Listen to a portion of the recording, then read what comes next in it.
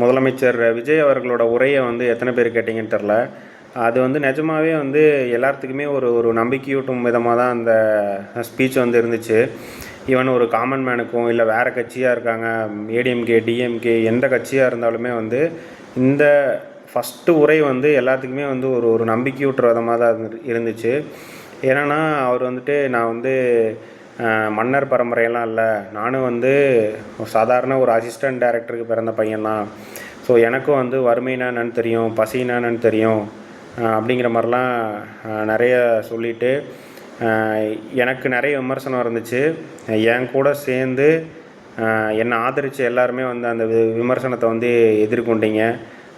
Like எல்லாருமே சொன்னாங்க அணில் கூட்டம், தற்கறி கூட்டம் அப்படின்னு சொல்லிட்டு நிறைய விமர்சனம் இருந்துச்சு.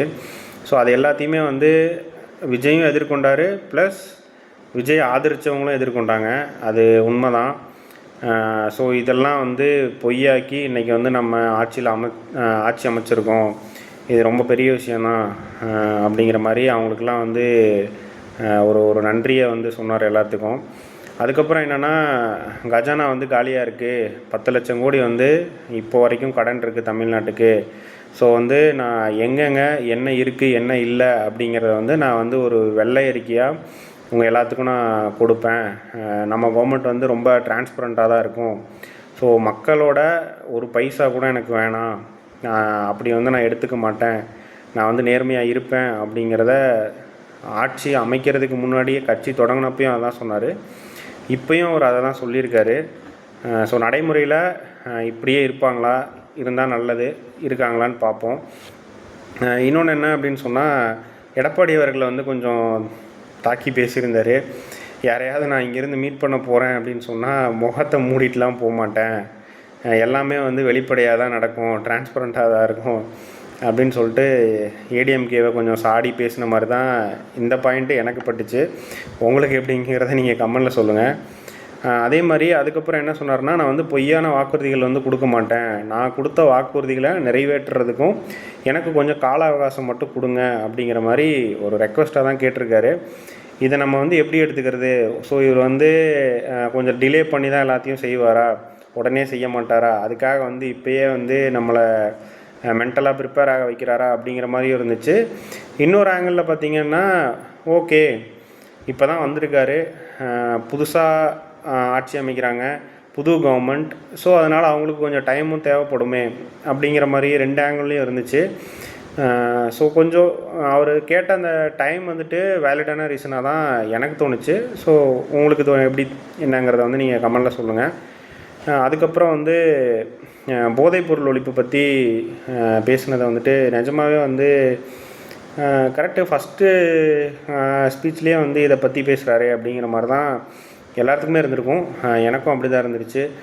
போதைப்பொருள் ஒழிப்பு, சட்ட ஒழுங்கு, அது வந்து குறிப்பாக அந்த போதைப்பொருள் ஒழிப்பில் வந்துட்டு பார்த்திங்க, பெண்கள் பாதுகாப்பு, இது எல்லாத்தையும் வந்து நான் இன்னையிலேருந்தே வந்து நான் சரி பண்ண ட்ரை பண்ணுவேன் அப்படின்னு சொன்னது வந்துட்டு நிஜமாகவே வரவேற்கத்தக்கதாக தான் இருந்துச்சு.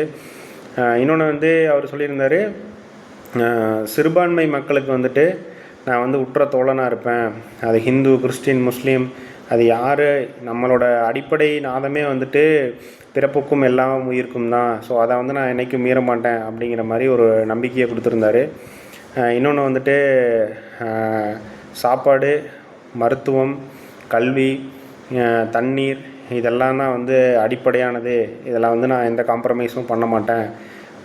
ஸோ விவசாயிங்க, மீனவர்கள் எல்லாருமே, எந்தெந்த நெசவாளர்கள் எல்லாருமே வந்து நம்ம ஆட்சியில் நல்லா இருப்போம் அப்படிங்கிற மாதிரி சொல்லியிருந்தார். அதுக்கப்புறம் என்னென்னா, அவர் கூட கூட்டணிக்கு வந்த எல்லா மாற்று கட்சியினரையுமே வந்து காங்கிரஸ், விசிகே, சிபிஐ, சிபிஎம், அதுக்கப்புறம் முஸ்லீம் லீக் எல்லாத்துக்குமே வந்து கடைசியாக தேங்க் பண்ணிட்டு அந்த ஸ்பீச் வந்து முடிஞ்சிருக்கும்.